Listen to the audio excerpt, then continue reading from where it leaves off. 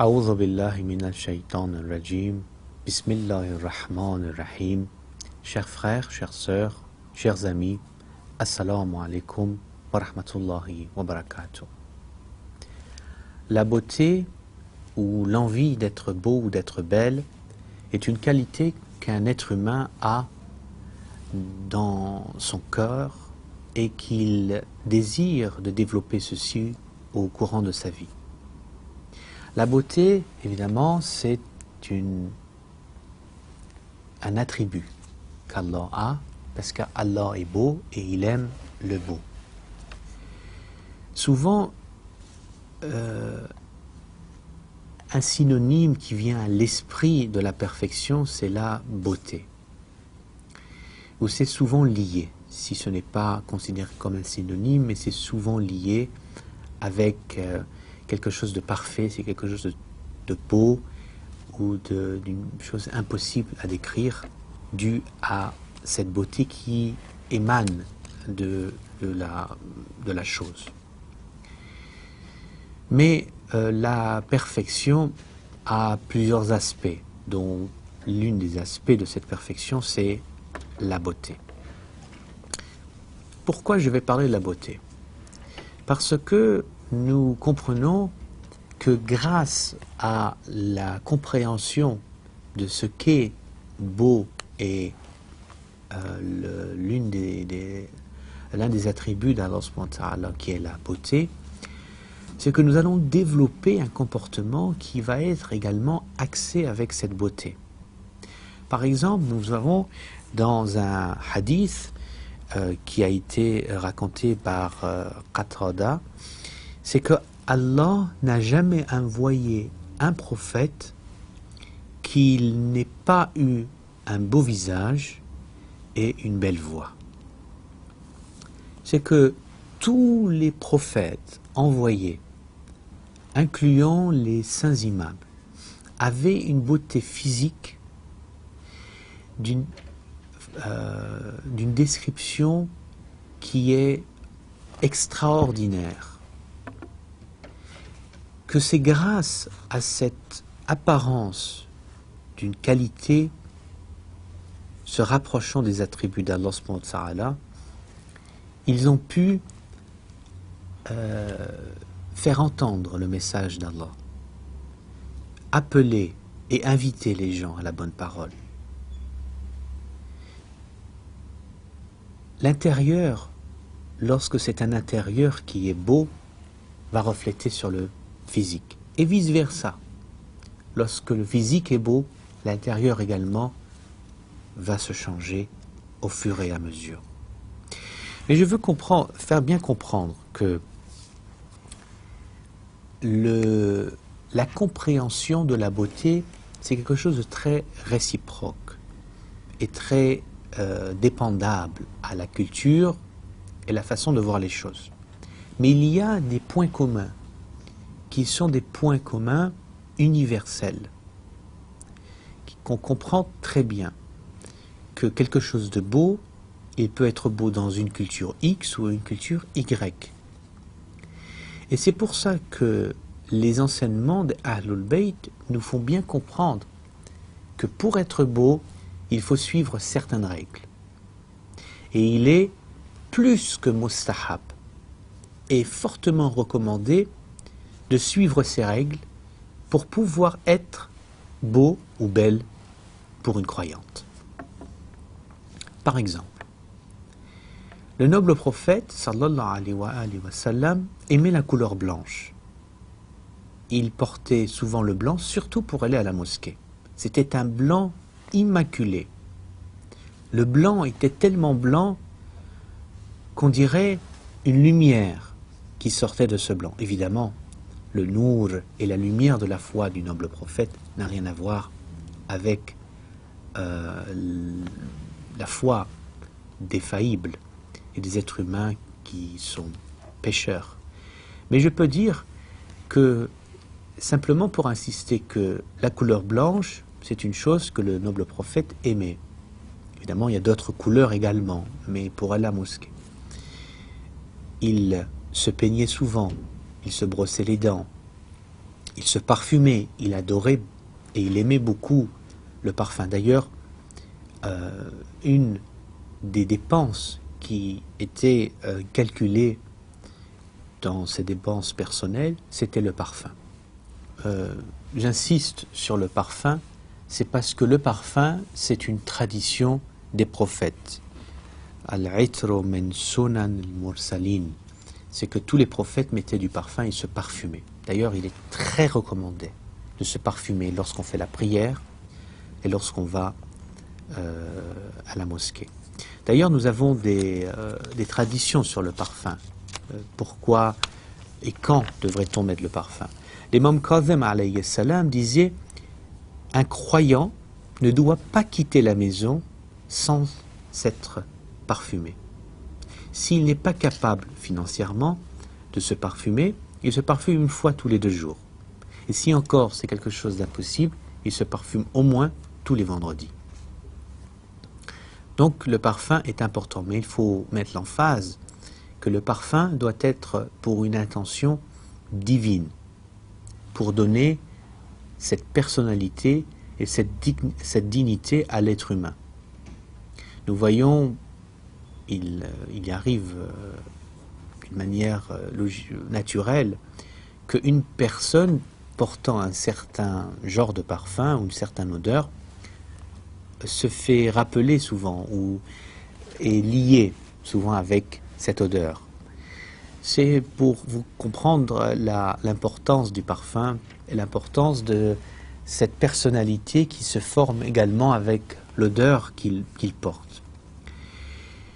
Mais je veux bien faire la différence entre ce parfum qui est porté dans une intention divine et le parfum qui est une intention diabolique, pour par exemple attirer le sexe opposé, ou par exemple pour avoir une certaine arrogance, par peut-être étaler sa richesse d'une manière malsaine.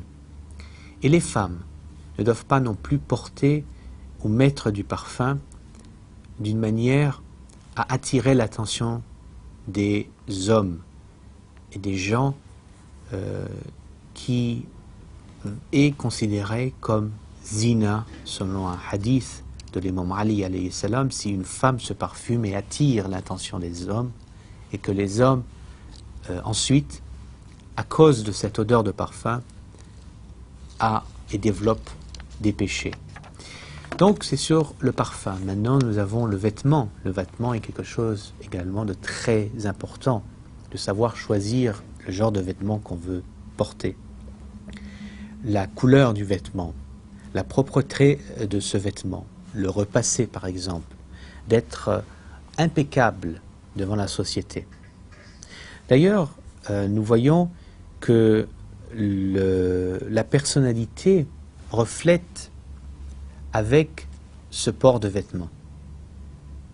Une personne qui est propre, une personne qui est respectable, qui a un certain rang dans la société, il va porter un vêtement particulier, un vêtement propre, très bien repassé. Ça peut être quelque chose qui reflète sa position sociale. Mais il faut bien faire attention que le vêtement du shuhra, le vêtement qui est ostentatoire, qui attire l'attention des gens d'une manière arrogante, ce vêtement est haram. Ce vêtement n'est pas considéré comme un vêtement respectable. Lorsqu'on parle d'un vêtement, c'est un vêtement simple. Le prophète Mohammed sallallahu alayhi wa sallam, son vêtement ne coûtait pas cher. Il coûtait que quelques dirhams. Mais c'était un vêtement propre, un vêtement immaculé, blanc, resplendissant, parfumé. Mais ça ne veut pas dire que c'est un vêtement qui dépensait beaucoup. Souvent, se peut qu'il y ait des gens qui dépensent beaucoup d'argent pour un vêtement, par exemple à cause de sa marque ou à cause de sa forme, mais il n'est pas propre. Mais ce n'est pas un vêtement qui montre cette dignité en tant que musulman. Parce qu'un musulman, lorsqu'il va s'habiller, il va s'habiller en conformité avec la culture du pays. C'est ce que le noble prophète nous a demandé de faire. Que dans chaque culture, dans chaque période de l'histoire, les vêtements changent de forme, elles changent de façon de se colorer ou d'être fabriqués. Mais c'est pour ça que nous ne pouvons pas faire quelque chose qui est en dehors de cette convention ou en dehors de cette norme sociale,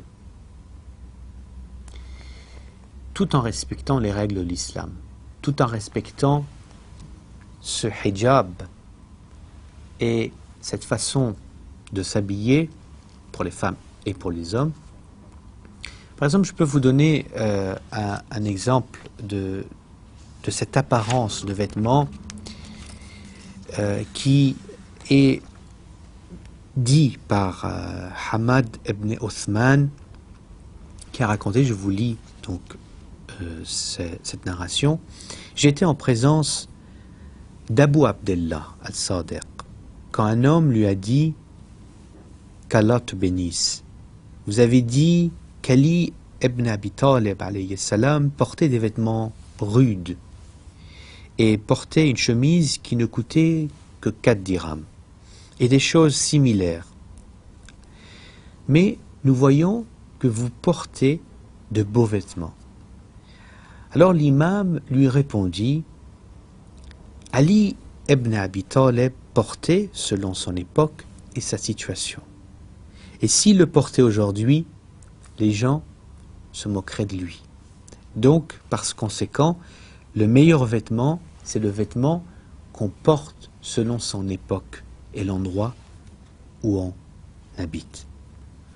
Cependant, quand notre Qa'im al-Mahdi, Ajral al-Faraj al-Sharif, réapparaîtra, il portera les vêtements que l'imam Ali alayhi salam portait. Donc, on voit très bien que l'islam n'est pas là pour nous demander d'avoir un uniforme qui est un uniforme particulier à une période particulière. C'est en fait de s'habiller d'une manière décente qui reflète la dignité et le respect d'un chiite, d'un musulman, mais tout en respectant les règles de l'islam. Par exemple, vous allez me dire, mais si on doit respecter une convention, donc le hijab, dans certains endroits, est quelque chose de mal vu, même répréhensible.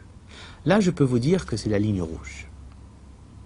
La forme du vêtement, certes, on suit l'époque. Mais de pouvoir alterner les principes et les limites de l'islam, je dirais, c'est non. Tous les ulama sont unanimes à ça. Il est impossible de, sous le prétexte de suivre une société, de pouvoir être contre les enseignements de l'islam. Également, je voudrais insister que la mode et suivre la mode n'est pas quelque chose de principe de l'islam. L'islam n'est pas là pour nous encourager à suivre des vagues de mode. Il faut suivre le tanawwu, le changement. Oui, on peut changer forme de certains vêtements, la couleur de certains vêtements, de suivre selon les événements religieux que nous avons. Si c'est une naissance d'un de nos saints imams, on peut s'habiller de quelque chose qui reflète cette joie. Et si c'est le deuil ou le martyre d'un de nos infaillibles, on peut s'habiller d'une manière qu'on montre cette tristesse. Mais il ne faut pas suivre des modes et suivre cette méthode qui est une méthode qui est basée simplement sur cette illusion diabolique de façon de s'habiller. Et ce qui est très grave, c'est que vous devrez savoir que l'apparence a un reflet et a un lien directement avec l'intérieur. C'est-à-dire que souvent, l'être humain risque de changer son comportement à cause, à long terme, à cause de son apparence. L'apparence est en lien direct avec son comportement intérieur également. Ce n'est pas forcément de l'intérieur à l'extérieur, mais c'est également de l'extérieur à l'intérieur. Par conséquent, il est excessivement décommandé.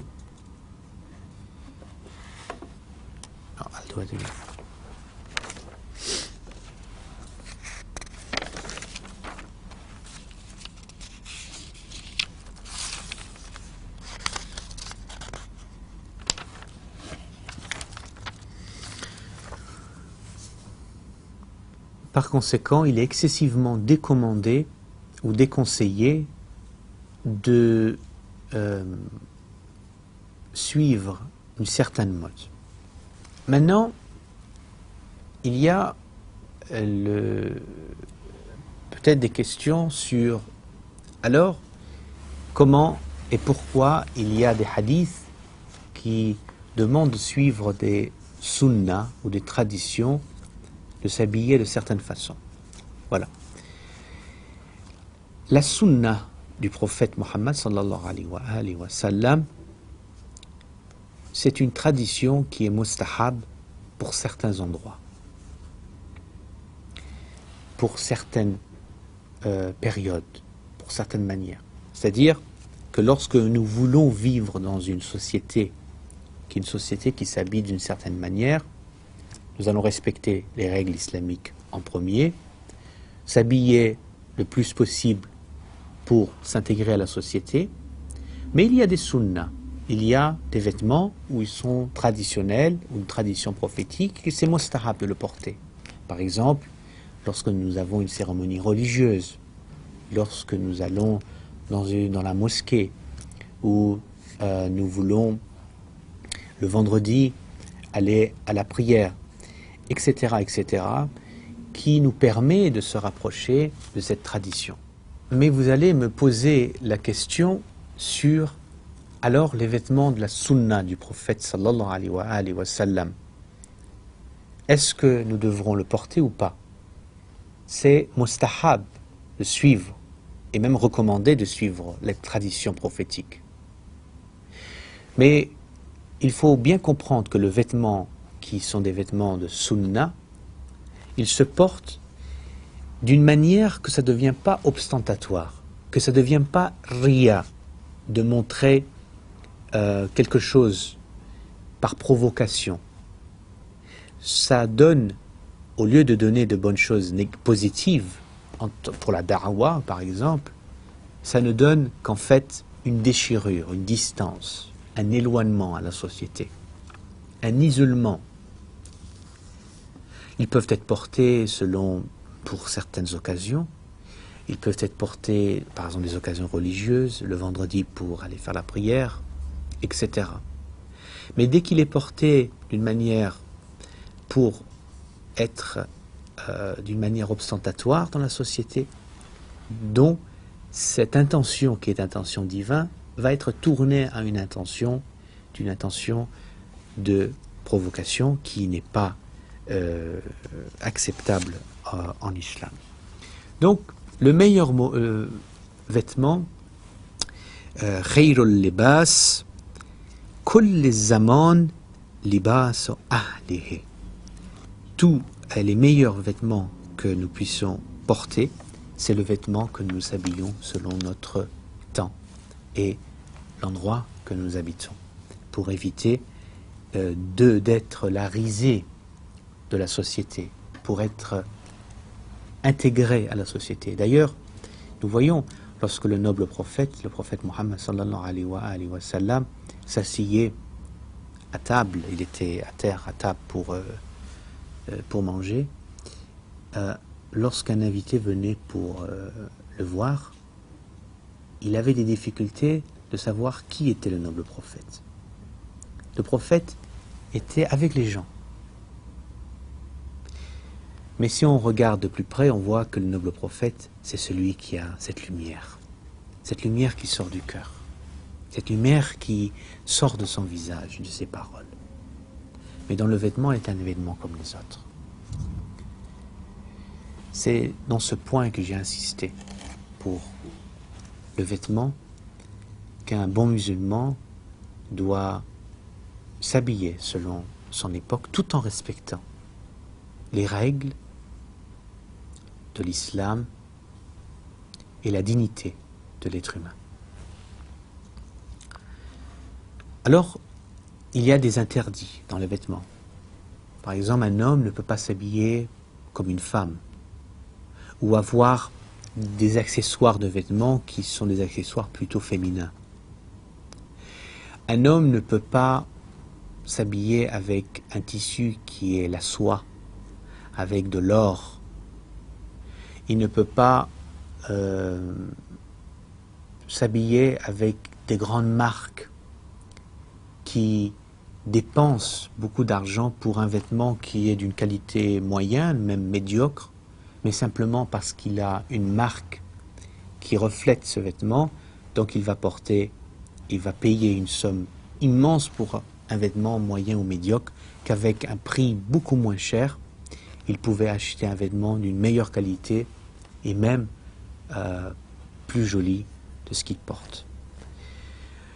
Un mu'min également, il ne peut pas porter un vêtement de shuhra, un vêtement ostentatoire, un vêtement qui crie ou qui suit une certaine mode, une certaine catégorie d'une société. Par exemple, porter un certain vêtement, ça rappelle l'être humain, ou ça rappelle que une certaine culture qui est dans la société, qui est négative par exemple. C'est pour ça qu'un shia ou un bon croyant, il doit s'habiller comme la société, qui est acceptable dans la société, mais d'une catégorie supérieure, d'une catégorie beaucoup plus digne, comme par exemple s'habiller en costume, mettre une chemise propre et impeccable, de porter une bague, une pierre comme la turquoise ou le haqiq, etc., de se parfumer, de garder des limites comme garder sa barbe. Et pour une sœur, la même chose. Les vêtements soient amples, propres, acceptables et intégrés dans la société. Donc, c'est ce que je peux vous dire sur la propreté, sur le vêtement, qui est très clair que la foi est basée sur cette apparence, est basée sur quelque chose qu'on appelle le nezafa. Il vient de la foi, une personne propre, dans ses vêtements, dans son apparence. C'est une personne qui se respecte et qui respecte son Créateur, parce que ce corps est un corps prêté. C'est un corps qui est que pour un certain temps. Le jour du jugement dernier, on doit répondre et on doit rendre des comptes de ce que nous avons fait à ce prêt qui est ce corps. Le prophète a vu un homme avec des cheveux non peignés, des vêtements sales et un état de chiffon. Alors il a dit, c'est de notre religion de prendre plaisir de notre apparence et de montrer les bonnes choses qu'Allah nous a données à disposition.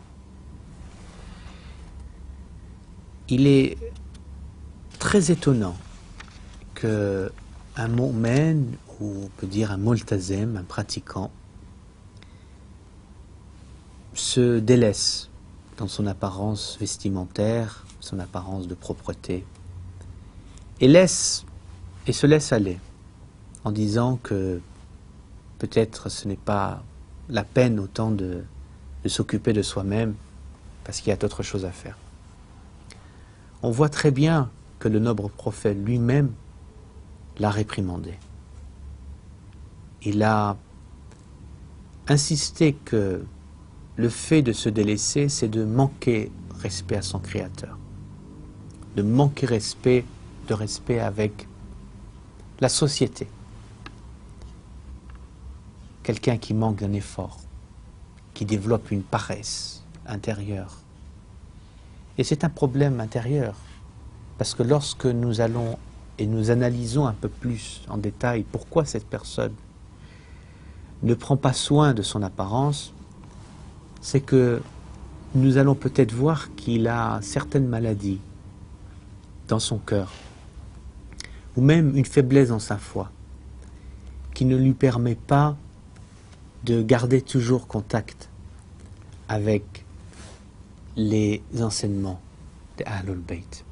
Sur ce, j'espère que nous allons tous être parfumés de l'odeur de Ahlul Bayt, Inch'Allah, dans notre maison, en écoutant le noble Coran, en écoutant les hadiths, en lisant, en faisant la prière et les prières surrogatoires, que ce parfum spirituel rentre dans notre vie et dans notre cœur constamment, Inch'Allah, pour avoir des enfants salih, une bonne famille, une grande famille mu'min, Inch'Allah, et que nous allons tous se réunir Yom al-Qiyamah avec le sourire et la joie d'être entourés de frères et de sœurs croyants et croyantes, Inch'Allah. Sur ce, j'espère que cette émission vous a été utile et bénéfique, et je vous demande dua. À très bientôt. Assalamu alaikum wa rahmatullahi wa barakatuh.